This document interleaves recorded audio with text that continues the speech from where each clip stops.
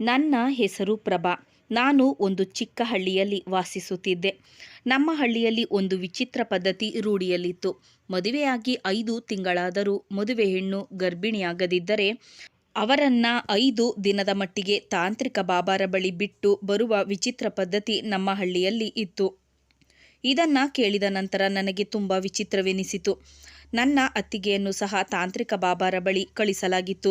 ನಂತರ ಅವಳು ಗರ್ಭಿಣಿಯಾದ ಬಳಿಕ ನಾನು ಅತ್ತಿಗೆಯಲ್ಲಿ ಇದರ ರಹಸ್ಯವನ್ನ ಕೇಳಿದಾಗ ಅವಳ ಮುಖದ ಭಾವವೇ ಬದಲಾಯಿತು. ನಿಜ ಹೇಳಬೇಕೆಂದರೆ ಅವಳ ಮುಖದ ಬಣ್ಣ ಕಳೆಗೊಂದಿತು. ಅವಳು ಹೇಳಿದಳು, ನೀನು ಇನ್ನು ಚಿಕ್ಕವಳು, ಅದಕ್ಕಾಗಿ ನೀನು ಈ ವಿಷಯದ ಬಗ್ಗೆ ಹೆಚ್ಚು ಗಮನ ಹರಿಸಬೇಡ ಮತ್ತು ನಮ್ಮ ಹಳ್ಳಿಯ ಹೆಣ್ಣು ಮಕ್ಕಳಿಗೆ ಹಿಂಸೆ ಕೊಡುವ ಹಾಗೆ ದೇವರು ಬೇರೆ ಯಾರಿಗೂ ಈ ರೀತಿ ಹಿಂಸೆ ಕೊಡದೇ ಇರಲಿ ಎಂದು ಹೇಳಿ ಅಳತೊಡಗಿದಳು. ಅತ್ತಿಗೆ ಹೇಳಿದ ಮಾತನ್ನ ಕೇಳಿ ನನಗೆ ತುಂಬ ಭಯವಾಯಿತು. ಆದರೆ 6 ವರ್ಷಗಳ ನಂತರ ನನಗೂ ಮದುವೆಯಾದಾಗ ನನ್ನನ್ನು ತಾಂತ್ರಿಕ ಬಾಬಾರ ಬಳಿಗೆ ಕಳಿಸಲಾಯಿತು. ಆದರೆ ಬಾಬಾರ ಸತ್ಯ ತಿಳಿದು ನನಗೆ ನಾನು ನಿಂತ ನೆಲವೇ ಕುಸಿದ ಹಾಗೆ ಆಯಿತು. ನನ್ನ ಅಜ್ಜಿ ನನ್ನನ್ನು ಪ್ರೀತಿಯಿಂದ ಸೋನು ಎಂದು ಕರೆಯುತ್ತಿದ್ದರು. ಅಂದಿನಿಂದ ಮನೆಯವರೆಲ್ಲ ನನ್ನನ್ನು ಸೋನು ಎಂದು ಕರೆಯಲು ಪ್ರಾರಂಭಿಸಿದರು. ನಮ್ಮ ಮನೆಯಲ್ಲಿ ನಾನೇ ಚಿಕ್ಕವಳಾಗಿದ್ದೆ. ಆದ್ದರಿಂದ ಮನೆಯವರೆಲ್ಲರೂ ನನ್ನನ್ನು ತುಂಬ ಪ್ರೀತಿಸುತ್ತಿದ್ದರು ಮತ್ತು ಮುದ್ದಿಸುತ್ತಿದ್ದರು. ನನಗೆ 2 ಅಣ್ಣಂದಿರು ಮತ್ತು ಒಬ್ಬ ಅಕ್ಕ ಇದ್ದಳು. ನಮ್ಮ ತಂದೆಗೆ ಸ್ವಂತ ಲಾಂಡ್ರಿ ಅಂಗಡಿ ಇತ್ತು. ನಮ್ಮ ಹಳ್ಳಿಯಲ್ಲಿರುವ ಕೆಲವು ಪದ್ಧತಿಗಳು ಬಹಳ ವಿಚಿತ್ರವಾಗಿದ್ದವು ಮತ್ತು ಜನರು ಅದನ್ನು ನಂಬುತ್ತಿದ್ದರು, ಅದರತ್ತ ಗಮನ ಹರಿಸುತ್ತಿದ್ದರು. ನಮ್ಮ ಹಳ್ಳಿಯಲ್ಲಿ ಹೆಣ್ಣು ಮಕ್ಕಳಿಗೆ ಶಿಕ್ಷಣ ಕೊಡಿಸುವ ಪದ್ಧತಿ ಇರಲಿಲ್ಲ ಮತ್ತು ಅವರು ಹುಟ್ಟಿದ ತಕ್ಷಣ ಅವರಿಗೆ ವರದಕ್ಷಿಣೆ ಹಣವನ್ನು ಕೂಡಿಡುತ್ತಿದ್ದರು. ಅವರ ಮದುವೆಯನ್ನು ಚಿಕ್ಕ ವಯಸ್ಸಿನಲ್ಲಿ ಮಾಡುತ್ತಿದ್ದರು. ಹುಡುಗಿ ಪ್ರೌಢಾವಸ್ಥೆಗೆ ಬಂದ ತಕ್ಷಣ ಅವಳಿಗೆ ಮದುವೆ ಮಾಡಿಸುತ್ತಿದ್ದರು ಮತ್ತು ಅವಳಿಗೆ ಸ್ವಂತ ಹಳ್ಳಿಯಲ್ಲಿಯೇ ಮದುವೆ ಮಾಡಿಸುತ್ತಿದ್ದರು. ಇಲ್ಲಿಯವರೆಗೆ ನಮ್ಮ ಹಳ್ಳಿಯ ಹೊರಗೆ ಯಾವ ಮದುವೆಯೂ ನಡೆದಿಲ್ಲ. ಹುಡುಗಿ ನಮ್ಮ ಹಳ್ಳಿಯವಳಾಗಿದ್ದರೆ ನಮ್ಮ ಹಳ್ಳಿಯ ಹುಡುಗನ ಜೊತೆ ಮದುವೆ ಮಾಡಿಸುತ್ತಿದ್ದರು. ನಾನು 12 ವರ್ಷವಳಿದ್ದಾಗ ಹಳ್ಳಿಯಲ್ಲಿ ಗಲಾಟೆ ನಡೆದಿದ್ದು ನನಗೆ ನೆನಪಿದೆ. ನಮ್ಮ ಹಳ್ಳಿಯ ಹುಡುಗಿಯೊಬ್ಬಳು ಬೇರೊಂದು ಹಳ್ಳಿಯ ಹುಡುಗನೊಂದಿಗೆ ಮದುವೆಯಾಗುವುದಾಗಿ ಹೇಳುತ್ತಿದ್ದಳು. ಆದರೆ ಆ ಹುಡುಗಿ ಹೇಳಿದ ಮಾತನ್ನ ಯಾರೂ ಒಪ್ಪಲಿಲ್ಲ. ಹುಡುಗನು ಹುಡುಗಿಯ ಪೋಷಕರ ಮುಂದೆ ಬಂದು ಬೇಡಿಕೊಂಡನು. ತನ್ನ ಹೆತ್ತವರನ್ನ ಸಹ ಸಂಬಂಧ ಬೆಳೆಸುವುದಕ್ಕಾಗಿ ನಮ್ಮ ಹಳ್ಳಿಗೆ ಕಳಿಸಿದನು. ಆ ಹುಡುಗನು ಸಹ ನಾನು ಈ ಹುಡುಗಿಯನ್ನು ಪ್ರೀತಿಸುತ್ತೇನೆ ಮತ್ತು ಇವಳನ್ನೇ ಮದುವೆಯಾಗುತ್ತೇನೆ ಎಂದು ಹೇಳುತ್ತಿದ್ದನು. ಆದರೆ ಗ್ರಾಮದ ಹಿರಿಯರು ಮದುವೆಯನ್ನು ನಿರಾಕರಿಸಿದರು. ಈ ಮದುವೆ ನಡೆದರೆ ಇಡೀ ಗ್ರಾಮಕ್ಕೆ ತೊಂದರೆಯಾಗುತ್ತದೆ ಎಂದು ಹೇಳಿದ್ದರು. ಸಾಕಷ್ಟು ವಿವರಿಸಿದರು. ಹುಡುಗನಿಗೆ ಅರ್ಥವಾಗಲಿಲ್ಲ. ನಂತರ ಹುಡುಗನ ಮನೆಯವರು ಅವನನ್ನು ಮನೆಗೆ ಕರೆದುಕೊಂಡು ಹೋಗಿ ಅವನನ್ನು ಒಂದು ಕೋಣೆಯಲ್ಲಿ ಕೂಡಿಟ್ಟರು. ಹುಡುಗ ಅನೇಕ ದಿನಗಳಿಂದ ತನ್ನ ಮನೆಯಿಂದ ಹೊರಗೆ ಬರಲಿಲ್ಲ ಮತ್ತು ಕೆಲವು ದಿನಗಳ ನಂತರ ಹುಡುಗ ತನ್ನ ಕೋಣೆಯಲ್ಲಿ ನೇಣು ಹಾಕಿಕೊಂಡನು. ಆ ಸಮಯದಲ್ಲಿ ನಾನು ಚಿಕ್ಕವಳಾಗಿದ್ದೆ. ಆದ್ದರಿಂದ ಆ ವಿಷಯ ನನಗೆ ಅಷ್ಟೊಂದು ಆಳವಾಗಿ ತಿಳಿದಿರಲಿಲ್ಲ ಅಥವಾ ಈ ಹಳ್ಳಿಯ ಆಚರಣೆಯ ಬಗ್ಗೆ ನನಗೆ ಯಾವುದೇ ಅರಿವಿರಲಿಲ್ಲ. ನಮ್ಮ ಮನೆಯವರಿಗೆ ಇಷ್ಟವಿಲ್ಲದಿದ್ದರೂ ನಾನು ಹಠ ಮಾಡಿ 4ನೇ ತರಗತಿಯವರೆಗೆ ಓದಿದೆ. ಮುಂದೆ ಸಹ ನಾನು ಓದುತ್ತೇನೆ ಎಂದು ಹಠ ಹಿಡಿದೆ. ಆದರೆ ನನ್ನ ತಂದೆ ನಿರಾಕರಿಸಿದರು ಮತ್ತು ನನ್ನನ್ನು ಮುಂದಿನ ಶಾಲೆಗೆ ಸೇರಿಸಲು ಮನೆಯವರಿಗೂ ಇಷ್ಟವಿರಲಿಲ್ಲ. ಮುಂದೆ ಓದುತ್ತೇನೆ ಎಂದು ಹಠ ಹಿಡಿದಾಗ ಅಪ್ಪ, ಇದು ನಮ್ಮ ಹಳ್ಳಿಯಲ್ಲಿ ಸಾಧ್ಯವಿಲ್ಲ ಎಂದು ಹೇಳಿದರು. ಇದರಿಂದಾಗಿ ನಾನು ತುಂಬ ಅತ್ತೆ ಮತ್ತು ತುಂಬ ಚಡಪಡಿಸಿದೆ. ಆದರೆ ಇದು ನಮ್ಮ ತಂದೆಯ ಮೇಲೆ ಯಾವುದೇ ಪರಿಣಾಮ ಬೀರಲಿಲ್ಲ. ನಮ್ಮ ಹಳ್ಳಿಯ ಪ್ರಸಿದ್ಧ ತಾಂತ್ರಿಕ ಬಾಬಾರನ್ನ ಹಳ್ಳಿಯ ಎಲ್ಲ ಜನರು ಗೌರವಿಸುತ್ತಾರೆ. ನೀನು ತಾಂತ್ರಿಕ ಬಾಬಾರ ಬಳಿ ಹೋಗಿ ಅವರ ಶಿಫಾರಸನ್ನು ಪಡೆದರೆ ನಿಮ್ಮ ತಂದೆ ಖಂಡಿತವಾಗಿಯೂ ಒಪ್ಪುತ್ತಾರೆ ಎಂದು ನನಗೆ ನನ್ನ ಸ್ನೇಹಿತರು ಹೇಳಿದರು. ಒಂದು ದಿನ ನನ್ನ ಕುಟುಂಬದ ಸದಸ್ಯರೆಲ್ಲರೂ ಎಲ್ಲಿಯೋ ಹೋಗಿದ್ದರು. ಅದಕ್ಕಾಗಿ ನಾನು ಸದ್ದಿಲ್ಲದೆ ನನ್ನ ಮನೆಯಿಂದ ಹೊರಬಂದೆ. ನಾನು ತಾಂತ್ರಿಕ ಬಾಬಾರನ್ನ ಇದುವರೆಗೂ ನೋಡಿರಲಿಲ್ಲ. ಅವರು ಇಡೀ ಹಳ್ಳಿಯನ್ನ ಮತ್ತು ಜನರನ್ನ ಆಳುತ್ತಿದ್ದಾರೆ ಮತ್ತು ಎಲ್ಲರೂ ಅವರ ಮಾತುಗಳನ್ನು ನಂಬುತ್ತಾರೆ ಎಂದು ನನಗೆ ತಿಳಿದಿತ್ತು. ಆದ್ದರಿಂದ ಅವರು ನನ್ನ ವಿದ್ಯಾಭ್ಯಾಸಕ್ಕಾಗಿ ನಮ್ಮ ತಂದೆಯವರ ಮನ ಒಲಿಸಬಹುದು ಎಂದು ನಾನು ನಂಬಿದ್ದೆ. ಅದಕ್ಕಾಗಿ ನಾನು ಬಾಬಾರ ಆಶ್ರಮಕ್ಕೆ ಹೊರಟೆ. ದಾರಿಯಲ್ಲಿ ಒಂದು ಸಣ್ಣ ಮನೆ ಇತ್ತು. ನಾನು ಆ ಮನೆಯಿಂದ ಹಾದು ಹೋಗುವಾಗ ತಕ್ಷಣ ಒಬ್ಬಳು ನನ್ನನ್ನು ಕಿಟಕಿಯಿಂದಲೇ ಕರೆದಳು. ಅವಳು ನನ್ನನ್ನು ತನ್ನ ಮನೆಯೊಳಗೆ ಕರೆದಳು ಮತ್ತು ಹೇಳಿದಳು, ಇಷ್ಟು ಬಿಸಿಲಿನಲ್ಲಿ ಎಲ್ಲಿಗೆ ಹೋಗುತ್ತಿದ್ದೀಯಾ ಎಂದು ಕೇಳಿದಳು. ಆಗ ನಾನು ಅವಳಿಗೆ ಎಲ್ಲವನ್ನ ಹೇಳಿ ಅದಕ್ಕಾಗಿ ನಾನು ಬಾಬಾರ ಬಳಿ ಹೋಗುತ್ತಿದ್ದೇನೆ ಎಂದು ಹೇಳಿದೆ. ಸ್ವಲ್ಪ ಹೊತ್ತು ಯೋಚಿಸಿ ಅವಳು ಹೇಳಿದಳು, ನಿನಗೆ ಓದುವುದೆಂದರೆ ತುಂಬ ಇಷ್ಟ ಅಲ್ಲವೇ? ನಾನೇ ಬಂದು ನಿನಗೆ ಕಲಿಸುತ್ತೇನೆ. ನಾನು ನಿನಗೆ ಪಾಠ ಹೇಳಿಕೊಡುತ್ತಿರುವ ವಿಷಯ ಯಾರಿಗೂ ತಿಳಿಯಬಾರದು. ಅವಳಿಂದ ಇದನ್ನು ಕೇಳಿ ನನಗೆ ತುಂಬ ಸಂತೋಷವಾಯಿತು, ಏಕೆಂದರೆ ಓದಲು ನನಗೆ ಒಬ್ಬರು ಗುರು ಸಿಕ್ಕಿದರು. ಅವರ ಹೆಸರು ಸುಮತಿ. ನನ್ನ ಮನೆಯವರು ಮಧ್ಯಾಹ್ನ ಮಲಗಿದ್ದಾಗ ನಾನು ಓದಲು ಅವರ ಬಳಿ ಹೋಗುತ್ತಿದ್ದೆ. ಅವರು ನನಗೆ ಓದಲು ಪುಸ್ತಕ ಮತ್ತು ನೋಟ್ಬುಕ್ಗಳನ್ನು ನೀಡಿದರು. ಸುಮತಿ ಮೇಡಮ್ನ ನೋಡಿದರೆ ಅವರು ತುಂಬ ವಿದ್ಯಾವಂತರೆಂದು ಮತ್ತು ಅವರ ಮನೆಯಲ್ಲಿ ಒಂಟಿಯಾಗಿರುತ್ತಾರೆ ಎಂದು ಅನಿಸುತ್ತಿತ್ತು. ಏಕೆಂದರೆ ಅವರ ಮನೆಯಲ್ಲಿ ಅವರನ್ನು ಬಿಟ್ಟರೆ ಬೇರೆ ಯಾರನ್ನ ನೋಡಿರಲಿಲ್ಲ. ಸುಮತಿ ಮೇಡಮ್ ತೊಟ್ಟಿದ್ದ ಬಟ್ಟೆಯೂ ಸಹ ಹಳ್ಳಿಯ ಇತರ ಹುಡುಗಿಯರಿಗಿಂತ ತುಂಬ ವಿಭಿನ್ನವಾಗಿತ್ತು. ಹಳ್ಳಿಯ ಹೆಂಗಸರೆಲ್ಲ ಹಳೆ ಸೀರೆಗಳನ್ನು ತೊಟ್ಟುಕೊಳ್ಳುತ್ತಿದ್ದರು. ಆದರೆ ಸುಮತಿ ಮೇಡಮ್ ಮಾತ್ರ ಸೂಟನ್ನು ಧರಿಸುತ್ತಿದ್ದರು. ಅವರು ಮಾತನಾಡುವಾಗ ಅವರ ಮಾತು ಕೇಳಲು ತುಂಬ ಖುಷಿಯಾಗುತ್ತಿತ್ತು. ಅವರು ಮಾತನಾಡುವ ಶೈಲಿ, ನಡೆದುಕೊಳ್ಳುವ ರೀತಿ ನನಗೆ ತುಂಬ ಇಷ್ಟವಾಗುತ್ತಿತ್ತು. ಸುಮಾರು 6 ವರ್ಷಗಳಿಂದ ನಾನು ಓದಲು ಸುಮತಿ ಮೇಡಮ್ ಬಳಿ ಗುಟ್ಟಾಗಿ ಹೋಗುತ್ತಿದ್ದೆ. ಒಂದು ವೇಳೆ ನನ್ನ ಮನೆಯಲ್ಲಿ ಅನುಮಾನ ಬಂದರೆ ನಾನು ನನ್ನ ಫ್ರೆಂಡ್ ಮನೆಗೆ ಹೋಗುತ್ತಿದ್ದೇನೆ ಎಂದು ಸುಳ್ಳು ಹೇಳಿ ಸುಮತಿ ಮೇಡಮ್ ಮನೆಗೆ ಹೋಗುತ್ತಿದ್ದೆ. ಸುಮತಿ ಮೇಡಮ್ ನನ್ನ 9, 10, 10ನೇ ತರಗತಿಯ ಪರೀಕ್ಷೆಗಳನ್ನು ಸಹ ಮುಗಿಸಿದ್ದರು ಮತ್ತು ನನ್ನ ಹೈಸ್ಕೂಲ್ ಕಂಪ್ಲೀಟ್ ಆಗಿತ್ತು. ಸುಮತಿ ಮೇಡಮ್ ಅವರೇ ನನ್ನನ್ನು ಶಾಲೆಗೆ ಕರೆದುಕೊಂಡು ಹೋಗಿ ಪೇಪರ್ ಬರೆಸಿದ್ದರು. ನನ್ನ ಅಕ್ಕ ಮತ್ತು ಅಮ್ಮನಿಗೆ ವಿಷಯ ತಿಳಿದಿದ್ದರೂ ನನ್ನ ಕಾರಣದಿಂದಾಗಿ ಅವರು ಮೌನವಾಗಿದ್ದರು. ಈ ಬಗ್ಗೆ ಮನೆಯ ಯಾರಿಗೂ ಹೇಳಿರಲಿಲ್ಲ. ನಾನು ಹೈಸ್ಕೂಲ್ ಮುಗಿಸಿದಾಗ ಅಮ್ಮ ಹೇಳಿದರು, ನೀನು ಈಗ ದೊಡ್ಡವಳಾಗಿದೀಯಾ, ನಿನ್ನ ಅಣ್ಣ ಮತ್ತು ನಿನ್ನ ಅಪ್ಪ ನಿನ್ನನ್ನು ಹೊರಗಡೆ ಹೋಗದಂತೆ ನಿರ್ಬಂಧ ಹೇರಿದ್ದಾರೆ. ಸದ್ಯದಲ್ಲಿ ನಿನ್ನ ಅಣ್ಣನ ಮದುವೆ ಇದೆ, ಅವನ ಮದುವೆ ಕೆಲಸದಲ್ಲಿ ನಿನ್ನನ್ನು ತೊಡಗಿಸಿಕೋ ಎಂದು. ಆಗ ನಾನು ಅಮ್ಮನಿಗೆ ಹೇಳಿದೆ, ಅಮ್ಮ, ಅಣ್ಣನ ಮದುವೆಗೆ ಸುಮತಿ ಮೇಡಮನ್ನು ಕರೆಯಬೇಕೆಂದುಕೊಂಡಿದ್ದೇನೆ. ಇದನ್ನು ಕೇಳಿದ ಅಮ್ಮ ಇದ್ದಕ್ಕಿದ್ದಂತೆ ಗಾಬರಿಯಾಗಿ ಹೇಳಿದಳು, ಎಚ್ಚರ, ಸುಮತಿಯ ಪರಿಚಯ ನಿನಗಿದೆ ಎಂದು ಯಾರಿಗೂ ಹೇಳಬೇಡ, ಏಕೆಂದರೆ ಊರಿನ ಜನರೆಲ್ಲ ಅವಳೊಂದಿಗೆ ಸಂಬಂಧವನ್ನು ಕಳೆದುಕೊಂಡಿದ್ದಾರೆ. ಇದನ್ನು ಕೇಳಿ ನನಗೆ ತುಂಬ ಆಶ್ಚರ್ಯವಾಯಿತು. ನಾನು ಯಾಕಮ್ಮ ಎಂದು ಕೇಳಿದೆ. ಆಗ ಅಮ್ಮ ಹೇಳಿದಳು, ಒಂದು ದಿನ ಅವಳು ತಾಂತ್ರಿಕ ಬಾಬಾರೊಂದಿಗೆ ಅನುಚಿತವಾಗಿ ವರ್ತಿಸಿದಳು. ತಾಂತ್ರಿಕ ಬಾಬಾರನ್ನ ಊರಿನ ಜನರೆಲ್ಲ ತುಂಬ ಗೌರವಿಸುತ್ತಿದ್ದರು. ತಾಂತ್ರಿಕ ಬಾಬಾರನ್ನ ಊರಿನ ನಾಯಕನನ್ನಾಗಿ ಮಾಡಲಾಗಿತ್ತು. ಅಂದು ಮೊದಲ ಬಾರಿಗೆ ನಮ್ಮ ಊರಿನ ವಿಚಿತ್ರ ಆಚಾರ ವಿಚಾರಗಳ ಬಗ್ಗೆ ನನಗೆ ತಿಳಿಯಿತು. ಈ ಊರಿನಲ್ಲಿ ಮದುವೆಯಾಗಿ 5 ತಿಂಗಳಾದರೂ ಗರ್ಭಿಣಿಯಾಗದ ಮಹಿಳೆಯನ್ನ ಬಾಬಾರ ಬಳಿ ಕಳಿಸಬೇಕು. ಅಲ್ಲಿ ಅವರಿಗೆ ಔಷಧಿ ನೀಡುತ್ತಾರೆ ಮತ್ತು ಹುಡುಗಿಯರು ಗರ್ಭಿಣಿಯಾಗುತ್ತಾರೆ. ಸುಮತಿ ಮೇಡಮ್ ಎಲ್ಲರಿಗಿಂತ ವಿಭಿನ್ನವಾಗಿದ್ದರು ಮತ್ತು ಅವರು ವಿದ್ಯಾವಂತರಾಗಿದ್ದರು. ಅದಕ್ಕಾಗಿ ಅವರು ಮದುವೆಯಾದ ನಂತರ ಗರ್ಭಿಣಿಯಾಗದಿದ್ದಾಗ ತಾಂತ್ರಿಕ ಬಾಬಾರ ಬಳಿ ಹೋಗಲು ನಿರಾಕರಿಸಿದರು. ಇದರ ಪರಿಣಾಮವಾಗಿ ಅವರ ಕುಟುಂಬದ ಸದಸ್ಯರು ಮತ್ತು ಅವರ ಅತ್ತೆ ಎಲ್ಲರೂ ಅವರೊಂದಿಗೆ ಸಂಬಂಧವನ್ನು ಕಳೆದುಕೊಂಡರು ಮತ್ತು ಅವರನ್ನು ಆ ಮನೆಯಿಂದ ಬಂಧಿಸಿಟ್ಟರು. ಇದೆಲ್ಲ ನನಗೆ ಮೊದಲ ಬಾರಿಗೆ ತಿಳಿಯಿತು ಮತ್ತು ಈ ಪದ್ಧತಿಯನ್ನು ಕೇಳಿ ನನಗೆ ತುಂಬ ವಿಚಿತ್ರವೆನಿಸಿತು. ಸದ್ಯ ನನ್ನ ಅಣ್ಣ ಮತ್ತು ಅಕ್ಕನ ಮದುವೆ ಒಂದೇ ದಿನ ನಡೆದಿತ್ತು. ಅಕ್ಕ ಅತ್ತೆ ಮನೆಗೆ ಹೋದಳು, ಅತ್ತಿಗೆ ನಮ್ಮ ಮನೆಗೆ ಬಂದಳು. ಅತ್ತಿಗೆ ನಮ್ಮ ಹಳ್ಳಿಯಲ್ಲಿ ವಾಸಿಸುತ್ತಿದ್ದರು, ಅದಕ್ಕಾಗಿ ಅವರು ನನಗೆ ಮೊದಲೇ ಪರಿಚಯವಿದ್ದರು. ಅತ್ತಿಗೆ ಮನೆಗೆ ಬಂದಾಗ ನನಗೆ ತುಂಬ ಖುಷಿಯಾಯಿತು. ನನ್ನ ಅಕ್ಕನೂ ಸಹ ಅತ್ತೆ ಮನೆಗೆ ಹೊರಟು ಹೋಗಿದ್ದರು. ಅದಕ್ಕಾಗಿ ನಾನು ತುಂಬ ಒಂಟಿತನವನ್ನು ಅನುಭವಿಸಿದ್ದೆ. ಆದರೆ ನನ್ನ ಅತ್ತಿಗೆ ಮನೆಗೆ ಬಂದ ತಕ್ಷಣ ಅವರು ನನ್ನ ಸ್ನೇಹಿತರಾದರು ಮತ್ತು ನಾನು ಅವಳೊಂದಿಗೆ ತುಂಬ ಚೆನ್ನಾಗಿ ಬೆರೆಯಲು ಪ್ರಾರಂಭಿಸಿದೆ. ನನ್ನ ಅತ್ತಿಗೆ ತುಂಬ ಒಳ್ಳೆಯವಳು ಮತ್ತು ಬುದ್ಧಿವಂತಳಾಗಿದ್ದಳು ಮತ್ತು ತುಂಬ ಸಭ್ಯ ಸುಸಂಸ್ಕೃತಳಾಗಿದ್ದಳು. ಅವಳು ಇಡೀ ದಿನ ದೇವರ ಪೂಜೆಯಲ್ಲಿ ಕಳೆಯುತ್ತಿದ್ದಳು. ನಾನು ಏಕೆ ಎಂದು ಕೇಳಿದರೆ, ದೇವರು ನನಗೆ ಆದಷ್ಟು ಬೇಗ ಮಗು ಕೊಡಲಿ ಎಂದು ಪ್ರಾರ್ಥಿಸುತ್ತಿದ್ದೇನೆ. ನಾನು 5 ತಿಂಗಳವರೆಗೆ ಗರ್ಭಿಣಿಯಾಗದಿದ್ದರೆ ತಾಂತ್ರಿಕ ಬಾಬಾರ ಬಳಿ ಹೋಗಬೇಕಾಗುತ್ತದೆ ಎಂದು ಹೇಳುತ್ತಿದ್ದಳು. ನನ್ನ ಅಣ್ಣ ಮತ್ತು ನನ್ನ ಅಕ್ಕ ಒಂದೇ ದಿನದಲ್ಲಿ ಮದುವೆಯಾದರು. ಅಕ್ಕ ಮದುವೆಯಾದ 3 ತಿಂಗಳಲ್ಲಿ ಗರ್ಭಿಣಿಯಾದಳು.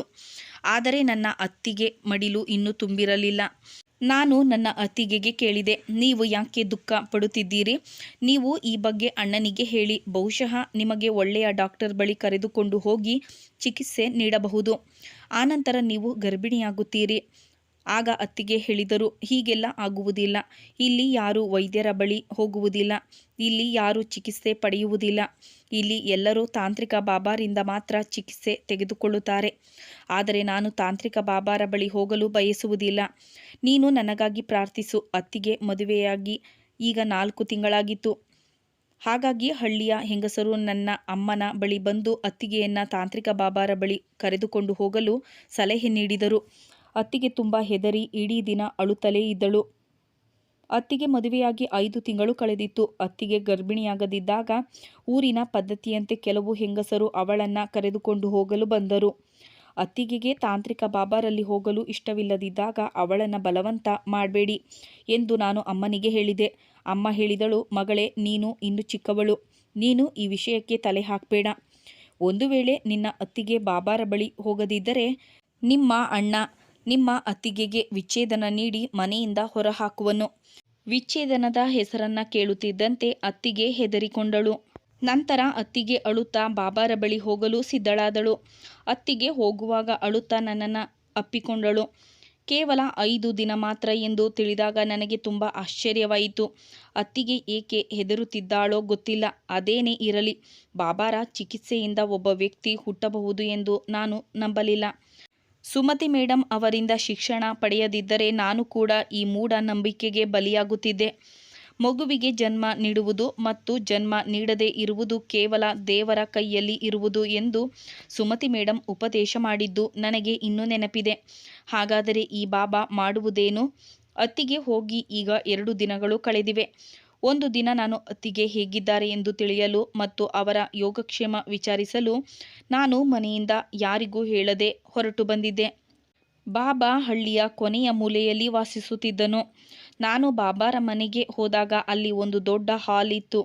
ಅದರ ಸುತ್ತಲೂ ಚಿಕ್ಕ ಚಿಕ್ಕ ಗೋಡೆಗಳಿದ್ದವು. ಆ ಗೋಡೆಗಳಲ್ಲಿ ಅನೇಕ ಮಹಿಳೆಯರು ಇದ್ದರು. ನಾನು ಪ್ರತಿ ಕೋಣೆಯ ತೆರೆದ ಕಿಟಕಿಯ ಬಳಿ ಹೋಗಿ ನನ್ನ ಅತ್ತಿಗೆಯನ್ನು ಹುಡುಕುತ್ತಿದ್ದೆ. ನಾನು 3-4 ಕೋಣೆಗಳ ನಂತರ ಕಿಟಕಿ ತೆರೆದಿದ್ದ ಕೋಣೆಯ ಬಳಿ ಬಂದೆ. ಅಲ್ಲಿ ನನ್ನ ಅತ್ತಿಗೆಯನ್ನು ನೋಡಿದೆ. ಅವಳು ನೆಲದ ಮೇಲೆ ಕುಳಿತಿದ್ದಳು. ನಾನು ಅವಳನ್ನು ಕರೆದಾಗ ಅತ್ತಿಗೆ ನನ್ನನ್ನು ನೋಡಿ ಬೆಚ್ಚಿಬಿದ್ದಳು. ನೀನು ಯಾಕೆ ಇಲ್ಲಿಗೆ ಬಂದೆ? ನೀನು ಇಲ್ಲಿಂದ ಹೊರಟು ಹೋಗು. 2 ದಿನಗಳ ನಂತರ ನಾನೇ ಬರುತ್ತೇನೆ ಎಂದಳು. ನಾನು ಏನು ಹೇಳಬೇಕೆಂದುಕೊಳ್ಳುವಷ್ಟರಲ್ಲಿ ಅತ್ತಿಗೆ ಕೈ ಜೋಡಿಸಿಕೊಂಡು ಕಣ್ಣಲ್ಲಿ ನೀರು ತುಂಬಿಕೊಂಡು ದಯವಿಟ್ಟು ಇಲ್ಲಿಂದ ಹೊರಟು ಹೋಗು ಎಂದು ಹೇಳಿದಳು.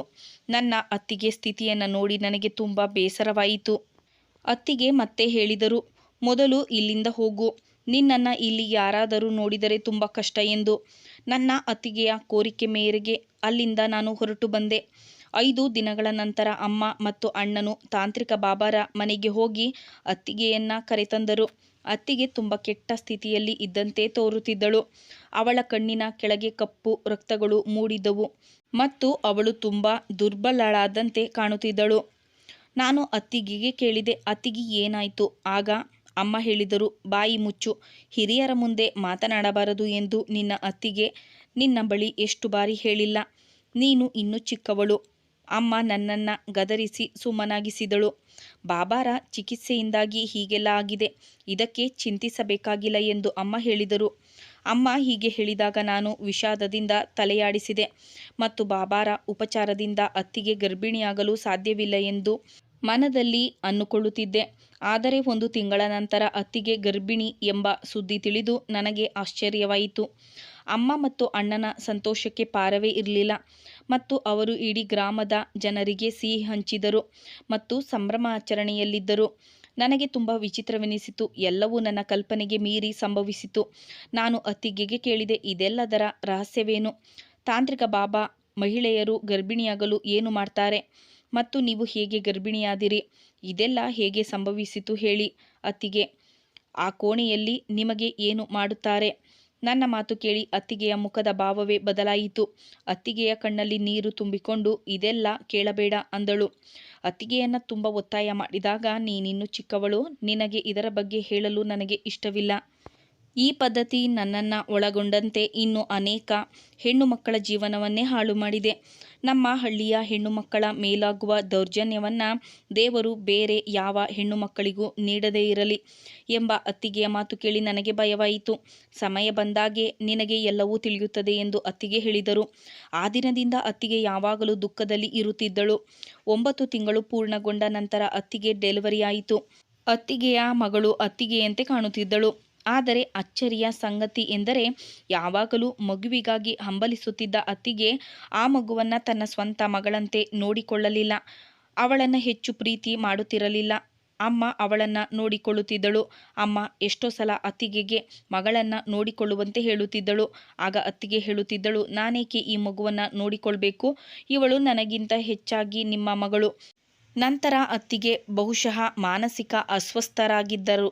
ಅವಳು ನಗುತ್ತಾ ಹೇಳುತ್ತಿದ್ದಳು, ಈ ಮಗುವನ್ನು ಆ ಕೋಣೆಯಲ್ಲಿ ಬಿಡಿ, ನಾನೇಕೆ ಅವಳನ್ನು ಮುಟ್ಟಬೇಕು?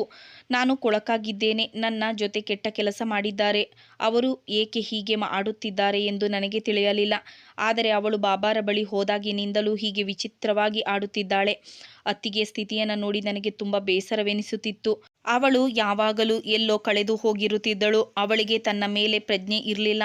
ಅತ್ತಿಗೆ ಈ ಸ್ಥಿತಿಗಾಗಿ ಅಮ್ಮ ಪ್ರತಿದಿನ ಚಿಂತಿಸುತ್ತಿದ್ದರು ಮತ್ತು ಅದನ್ನು ಸರಿಪಡಿಸಲು ಮತ್ತೊಮ್ಮೆ ಅತ್ತಿಗೆಯನ್ನ ತಾಂತ್ರಿಕ ಬಾಬಾರ ಬಳಿ ಕರೆದುಕೊಂಡು ಹೋಗಬೇಕೆಂದು ಹೇಳುತ್ತಿದ್ದರು. ಒಂದು ದಿನ ಅತ್ತಿಗೆಗೆ ಮತ್ತೊಮ್ಮೆ ಬಾಬಾರ ಬಳಿ ಹೋಗೋಣ ಎಂದು ಹೇಳಿದಾಗ ಅತ್ತಿಗೆ ತುಂಬ ಭಯಗೊಂಡರು ಮತ್ತು ಬೇಡ ಎನ್ನಲು ಶುರು ಮಾಡಿದರು. ಇಲ್ಲ, ಮತ್ತೆ ನಾನು ಅವರ ಬಳಿ ಹೋಗುವುದಿಲ್ಲ ಎಂದು ಭಯದಿಂದ ಅವಳೇ ಸ್ವತಃ ತನ್ನ ಪರಿಸ್ಥಿತಿಯನ್ನು ಬದಲಾಯಿಸಿಕೊಳ್ಳಲು ಪ್ರಯತ್ನಿಸಿದರು ಮತ್ತು ಅವಳು ಸರಿ ಹೋದಳು. ಇದಾದ್ಮೇಲೆ ನನ್ನ ಅಮ್ಮ ಊರ ಜನರ ಮುಂದೆಲ್ಲ ಗರ್ವದಿಂದ ಹೇಳಿದಳು, ನೋಡಿದ್ರಾ, ತಾಂತ್ರಿಕ ಬಾಬಾರ ಹೆಸರನ್ನ ಹೇಳುತ್ತಿದ್ದಂತೆ ನನ್ನ ಸೊಸೆ ಸರಿಯಾದಳು. ತಾಂತ್ರಿಕ ಬಾಬಾರ ಇದಕ್ಕಿಂತ ದೊಡ್ಡ ಚಮತ್ಕಾರ ಬೇಕೇ? ಆದರೆ ನಾನು ಇದನ್ನು ಒಪ್ಪಿಕೊಳ್ಳಲು ಸಿದ್ಧವಿರಲಿಲ್ಲ. ಅತ್ತಿಗೆಯಲ್ಲಿ ಕೇಳಿದೆ, ಅತ್ತಿಗೆ ಹೇಳು, ಬಾಬಾ ನಿಮ್ಮನ್ನ ಹೇಗೆ ಸರಿ ಮಾಡಿದ ಎಂದು. ನಾನು ಒಂದೆರಡು ಬಾರಿ ಅತ್ತಿಗೆಗೆ ಕೇಳಿದ್ದೆ. ಅದಕ್ಕೆ ಅವಳು ನಗುತ್ತಿದ್ದಳು ಮತ್ತು ಚಿಂತಿಸಬೇಡ, ನೀನು ಸಹ ಮದುವೆಯಾದ್ಮೇಲೆ ನಿನಗೆ ಎಲ್ಲವೂ ತಿಳಿಯುತ್ತದೆ ಎಂದಳು. ಅತ್ತಿಗೆ ಅವಸ್ಥೆ ನೋಡಿ ನಾನು ಅಂದುಕೊಂಡೆ, ದೇವರೇ, ನನಗೆ ಎಂದು ಅಂತಹ ಸಂದರ್ಭ ಬರುವುದು ಬೇಡ ಎಂದು.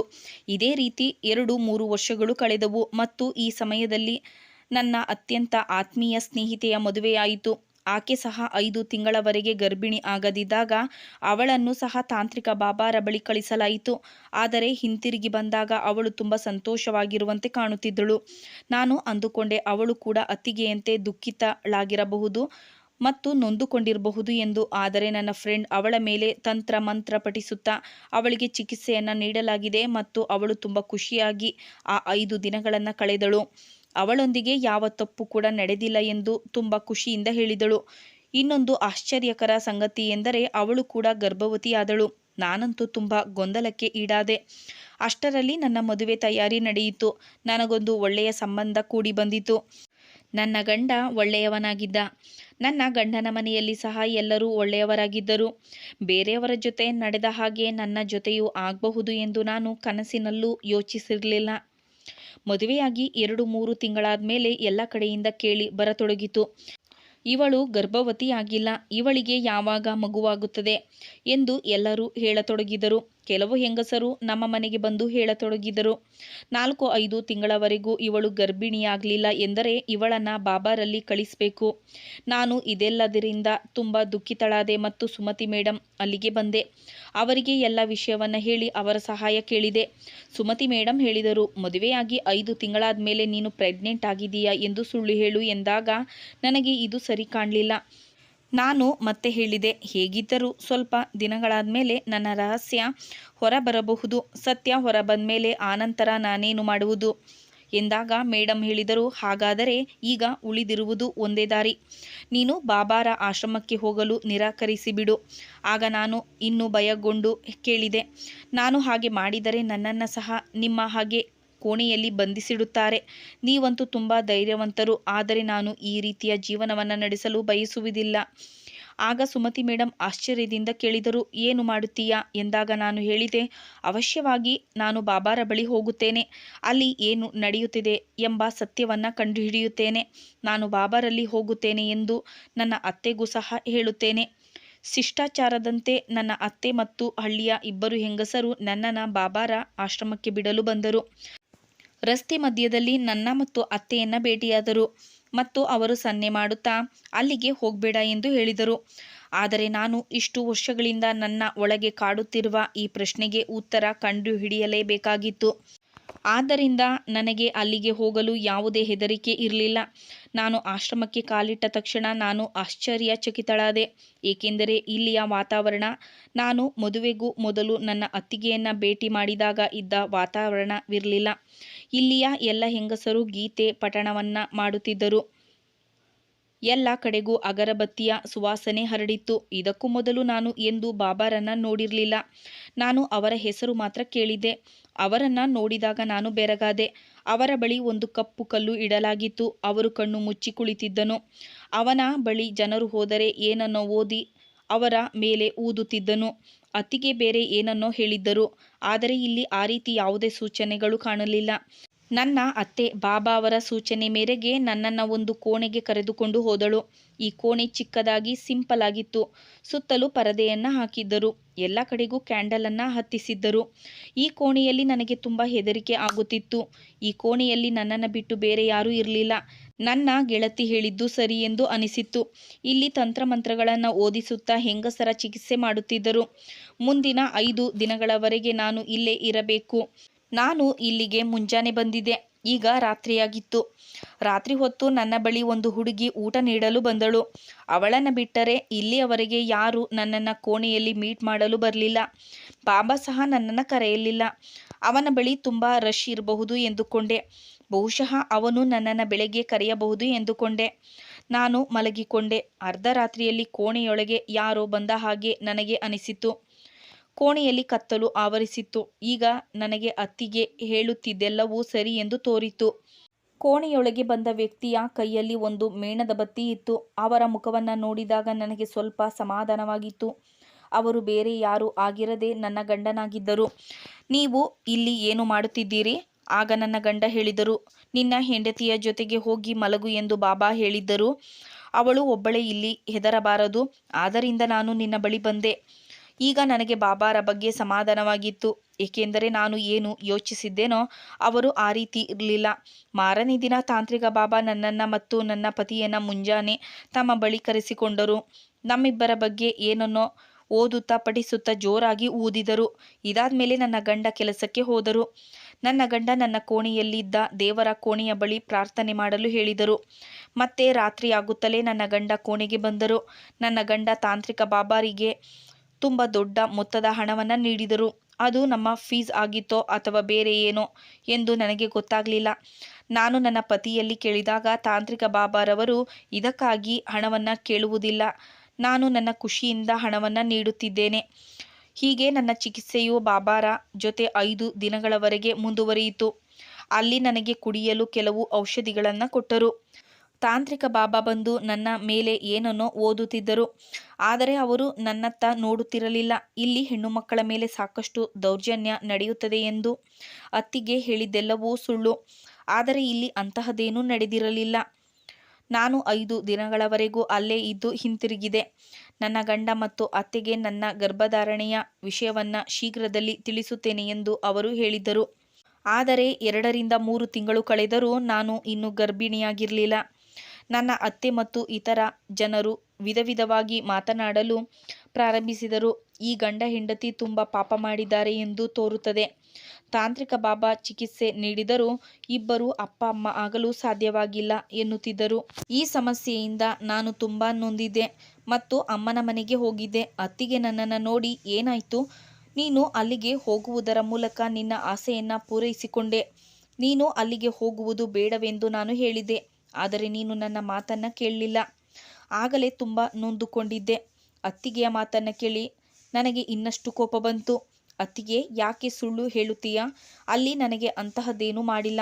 ನೀವು ತುಂಬ ಅಳ್ತಾ ಇದ್ರಿ. ಆದರೆ ತಾಂತ್ರಿಕ ಬಾಬಾ ತುಂಬ ಸಭ್ಯ ವ್ಯಕ್ತಿ ಮತ್ತು ಅಲ್ಲಿನ ಜನರನ್ನು ತುಂಬ ಪ್ರಾಮಾಣಿಕತೆಯಿಂದ ನಡೆಸಿಕೊಳ್ಳುತ್ತಾರೆ. ನನ್ನ ಮಾತು ಕೇಳಿ ಅತ್ತಿಗೆ ನಗತೊಡಗಿದರು. ಹಾಗಾದರೆ ನೀನು ಇನ್ನೂ ಗರ್ಭಿಣಿಯಾಗಿಲ್ಲವೇ? ಆದರೆ ಅಲ್ಲಿಗೆ ಹೋದ ಇತರ ಹುಡುಗಿಯರು ಏಕೆ ಗರ್ಭಿಣಿಯಾದರು? ನಾನು ಹೇಗೆ ಗರ್ಭಿಣಿಯಾದೆ? ನನಗೆ ಮಗಳಿದ್ದಾಳೆ ಮತ್ತು ನಾನು ಬಾಬಾರ ಬಳಿ ಹೋಗಿದ್ದೆ. ಅತ್ತಿಗೆಯ ಪ್ರಶ್ನೆಗೆ ನನ್ನ ಬಳಿ ಉತ್ತರವಿಲ್ಲ. ಅದಕ್ಕೆ ನಾನು ಸುಮ್ಮನಾದೆ. ಅತ್ತಿಗೆ, ನೀನು ಡಾಕ್ಟರ್ ಹತ್ತಿರ ಹೋಗಬೇಕು ಎಂದು ಹೇಳಿದರು. ನಾನು ಹೇಳಿದೆ, ಅತ್ತಿಗೆ, ನಮ್ಮ ಹಳ್ಳಿಯಲ್ಲಿ ಜನರು ಡಾಕ್ಟರ್ ಹತ್ತಿರ ಹೋಗುವುದಿಲ್ಲ, ಬದಲಾಗಿ ಬಾಬಾರ ಬಳಿ ಹೋಗುತ್ತಾರೆ ಎಂದು ನಿಮಗೂ ಗೊತ್ತಿದೆ. ನೀನು ಹೇಳಿದ್ದನ್ನು ನಂಬಿ ನಾನು ಅಲ್ಲಿಗೆ ಹೋದೆ. ಹಾಗೊಂದು ವೇಳೆ ಅಲ್ಲಿ ಇದೇ ರೀತಿ ಘಟನೆ ನಡೆದರೆ ಅದರ ಸತ್ಯತೆಯನ್ನು ಗ್ರಾಮಸ್ಥರೆಲ್ಲರ ಮುಂದೆ ತರುತ್ತಿದ್ದೆ. ಆದರೆ ನನಗೆ ಅಲ್ಲಿ ಯಾವ ತಪ್ಪು ಕಾಣಿಸಲಿಲ್ಲ. ಆಗ ಅತ್ತಿಗೆ ಹೇಳಿದರು, ಈಗ ನೋಡು, ನಿಮ್ಮ ಮನೆಗೆ ಪ್ರತಿದಿನ 2 ಹೆಂಗಸರು ಬರುತ್ತಾರೆ ಮತ್ತು ನಿಮ್ಮ ಪಾಪಕ್ಕೆ ಪರಿಹಾರ ಕಂಡುಕೊಳ್ಳುವಂತೆ ಹೇಳುತ್ತಾರೆ. ಮತ್ತೆ ನಿನಗೆ ಪುನಃ ತಾಂತ್ರಿಕ ಬಾಬಾರ ಬಳಿ ಹೋಗಲು ಹೇಳುತ್ತಾರೆ. ಮತ್ತೆ ಅಲ್ಲಿಗೆ ನಿನ್ನನ್ನು ಕಳಿಸುವಂತೆ ಗ್ರಾಮಸ್ಥರೆಲ್ಲರೂ ಒತ್ತಾಯಿಸುತ್ತಾರೆ. ಈ ಸಮಯದಲ್ಲಿ ನಿನ್ನ ಗಂಡ ಕೂಡ ನಿನ್ನೊಂದಿಗೆ ನಿಲ್ಲುವುದಿಲ್ಲ. ನಾನು ಹೇಳಿದ್ದನ್ನು ನೀನು ನಂಬದಿದ್ದರೆ ನಾನು ಹೇಳಿದ್ದೆಲ್ಲವನ್ನ ನೀನು ಬರೆದಿಟ್ಟುಕೋ. ಅತ್ತಿಗೆ ಹೇಳಿದ್ದನ್ನು ಕೇಳಿ ಹೆದರಿ ಪುನಃ ಅತ್ತೆಯ ಮನೆಗೆ ಬಂದೆ. ಆದರೆ ಈ ಬಾರಿ ಅತ್ತಿಗೆ ಹೇಳಿದಂತೆ ನಡೆದಿತ್ತು. ನಮ್ಮ ಮನೆಗೆ ಪ್ರತಿದಿನ ಇಬ್ಬರು ಹೆಂಗಸರು ಬರುತ್ತಿದ್ದರು. ಮತ್ತೆ ನನ್ನ ಅತ್ತಿಗೆ ಹೇಳುತ್ತಿದ್ದ ವಿಷಯಗಳನ್ನು ನಾನು ನಮ್ಮ ಅತ್ತೆಗೂ ಹೇಳುತ್ತಿದ್ದೆ.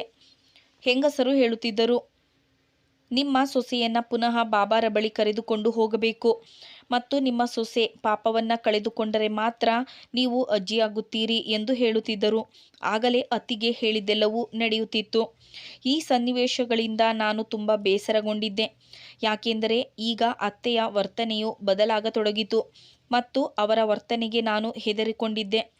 ಒಂದು ದಿನ ನಾನು ನನ್ನ ಗಂಡನಿಗೆ ಹೇಳಿದೆ, ಮತ್ತೆ ಬಾಬಾರ ಬಳಿ ಹೋಗೋಣ ಎಂದು. ಇಲ್ಲಿಯವರೆಗೆ ಅತ್ತಿಗೆ ಹೇಳಿದ್ದೆಲ್ಲ ನಿಜವೆಂದು ಸಾಬೀತಾಗುತ್ತಿತ್ತು. ನಾನು ಮತ್ತು ನನ್ನ ಗಂಡ ಅಲ್ಲಿಗೆ ಹೋದಾಗ, ನಿನ್ನ ಗಂಡನ ಪಾಪ ತುಂಬ ಕಡಿಮೆ ಮತ್ತು ನಿನ್ನ ಪಾಪಗಳು ತುಂಬ ಹೆಚ್ಚು. ನೀವು ಸಾಧ್ಯವಾದಷ್ಟು ದೇವರ ಮುಂದೆ ಕೂತು ಬೇಡಿಕೊಳ್ಳುತ್ತಾ ನಿಮ್ಮ ಪಾಪಗಳಿಗೆ ಪಶ್ಚಾತ್ತಾಪ ಕಂಡುಕೊಳ್ಳಬೇಕು. ಇದಕ್ಕಾಗಿ ನೀವು ಸತತ 3 ರಾತ್ರಿ 3 ಹಗಲು ಕೋಣೆಯೊಳಗೆ ಬೀಗ ಹಾಕಿಕೊಳ್ಬೇಕು ಮತ್ತು ದೇವರಲ್ಲಿ ಪ್ರಾರ್ಥಿಸಬೇಕು ಎಂದು ಬಾಬಾ ಹೇಳಿದರು. ನಾನು ಪರವಾಗಿಲ್ಲ, ಇದರಲ್ಲಿ ನನ್ನ ಗಂಡ ನನ್ನ ಜೊತೆ ಇರುತ್ತಾರೆ ಎಂದಾಗ ಬಾಬಾ ಹೇಳಿದರು, ಇಲ್ಲ, ಈ ಬಾರಿ ನಿನ್ನ ಗಂಡ ನಿನ್ನ ಜೊತೆ ಕೋಣೆಯಲ್ಲಿ ಇರುವುದಿಲ್ಲ. ಇದನ್ನು ಕೇಳಿ ನಾನು ಬೆವರತೊಡಗಿದೆ. ಅತ್ತಿಗೆ ಹೇಳಿದ್ದೆಲ್ಲವೂ ನಿಜವೆಂದು ಸಾಬೀತಾಗುತ್ತಿತ್ತು. ಯಾವುದು ಸುಳ್ಳು ಯಾವುದು ಸತ್ಯ ನನಗೊಂದು ಅರ್ಥವಾಗಲಿಲ್ಲ. ಕಳೆದ ಬಾರಿ ನಾನು ನನ್ನ ಕಣ್ಣಾರೆ ನೋಡಿದ್ದು ನಿಜವೋ ಅಥವಾ ಈಗ ನೋಡುತ್ತಿರುವುದು ನಿಜವೋ? ನಾನು ನನ್ನ ಗಂಡನನ್ನು ತಡೆಯಲು ಬಯಸಿದ್ದೆ, ಆದರೆ ಅವರು ಅಲ್ಲಿ ನಿಲ್ಲದೆ ಅಲ್ಲಿಂದ ಹೊರಟು ಹೋದರು.